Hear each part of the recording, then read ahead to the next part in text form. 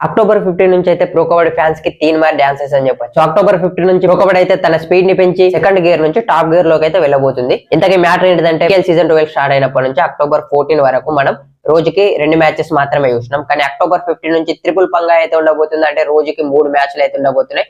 October 25 నుంచి play offs ఉన్నాయి కాబట్టి అక్టోబర్ 15 టు అక్టోబర్ 25 10 డేస్ మాత్రం నాన్ స్టాప్ మ్యాచెస్ ఉంటాయి అన్ని టీమ్స్ కూడా.